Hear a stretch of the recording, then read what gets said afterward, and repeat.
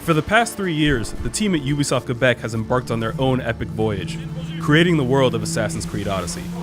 As their journey nears its end, we sat down with members of the development team to discuss recreating the classical settings of ancient Greece, engaging in all-out army warfare, arming players with a first civilization artifact, and for the first time in the series, putting player choice at the forefront of Assassin's Creed. Odyssey is the second step in the transformation of Assassin's Creed into a full-blown RPG. So the big themes of Assassin's Creed Odyssey are the big themes of Assassin's Creed, the franchise. Freedom versus order, that first civilization, that mystery of where we came from. Since we're the oldest Assassin's Creed has ever been in time period, we're able to really explore those, and I think it'll be a super exciting experience for players. Choice was absolutely one of the first things that we started thinking about and we wanted in the game. Not just in the dialogue system, obviously, but within the structure of the game. Especially being able to choose your character. So this is what's going to feel really, really different for players this year. So there is a base storyline that is consistent, that there are a lot of big choices in it, but there's also these small stories that you don't know where they're going to lead. And sometimes it leads in romance, sometimes it leads in a bloodbath, and so, whatever. So sometimes in a charming relationship with a new friend. The things you make decisions about within quests are going to have an impact later on. You were mine, and Kira took you from me. Greece is about conversations. We wanted to leverage that as a way to interact with history. So if I'm interacting with a historical character, I want to be able to ask questions. I want to be able to know who he is. What brings you to Thelos?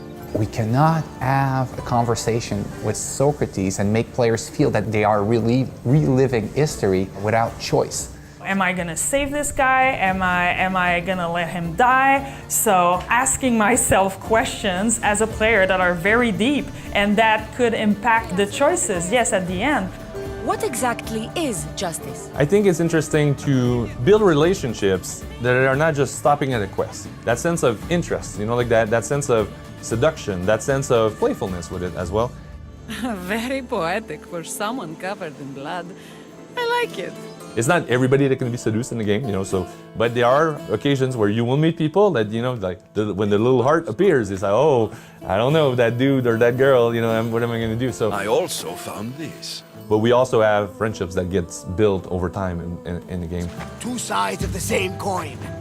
Since Assassin's Creed Odyssey takes place during the Peloponnesian War, you better believe you're going to get to partake in massive battles between hundreds of Athenian and Spartan soldiers.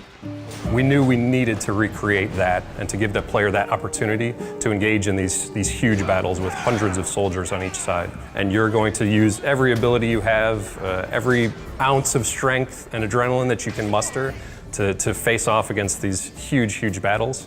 And then once you complete them, you're going to get great rewards out of it, as well as changing who owns that area of the world. So it's not just this huge battle, but it's also consequences within the world itself.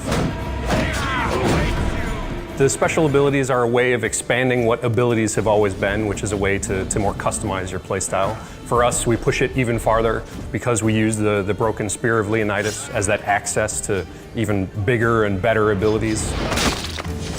So the Spear of Leonidas is Leonidas' spear, obviously, but it's also a first civilization artifact. In the past, you've maybe had the Apple of Eden for a little bit. We give this to you for the entire game, and you upgrade it, you make it better. You get to get more abilities because of it and because of its connection to you, which we're going to develop throughout the story. Being 2,500 years ago, the oldest we've ever gone in Assassin's Creed, to where that connection to the first civilization is the strongest it's ever been in the franchise. I think choosing the Peloponnesian War as a backdrop was an excellent choice. It's a crucial moment in history who deeply impact our civilization today. It's also an opposition between democracy and tyranny. Everything is interconnected in ancient Greece. Politics, religion, and social behavior, it's all connected. And at the same time, when you go visit Greece, none of it is still standing, or most of it is, not there. So where you have to go do the research and bring that back alive. In fact, that's something we've learned throughout our research, that they find color pigment on statues and temples. So using that knowledge to our advantage, which was art direction blessing, kind of, because we could add colors on almost all man-made structures. So that's why if you play the game, you'll see there's tons of color on almost everything. We have an expert in the studio with the substance designer, which did an amazing job reproducing all those marbles, gold and trims, mosaic on the floor, fresco on the walls. That truly gives something, I don't know, unexpected about what antiquity could have looked like that you don't even see in movies because they don't have the time to do it. When you think of Greece, what do you think first? It's probably the blue sky and the blue water. Well, for us, the water was like a main character. We wanted to have like the wave crashing on the shoreline with the volumetric foam also. Like that's probably the first within the Ubisoft game to have a volumetric foam.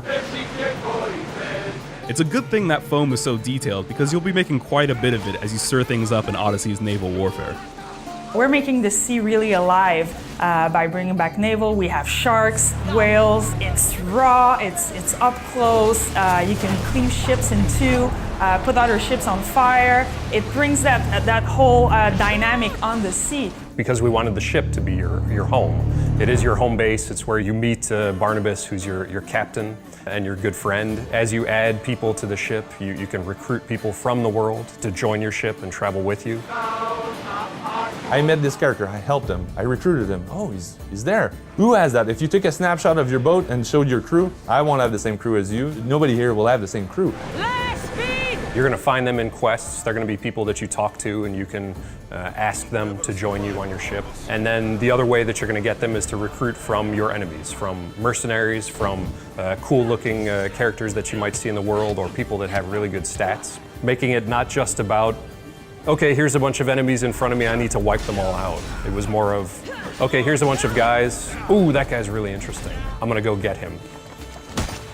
And one of the things that I like the most about what we've done is that we really take a step back and put it in the hands of the player.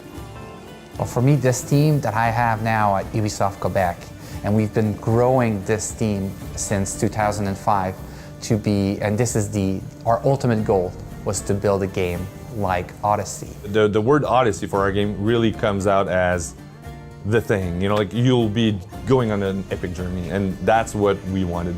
You from a mercenary to a Greek legend, you know, the Greek hero, that's what Assassin's Creed Odyssey is all about, so.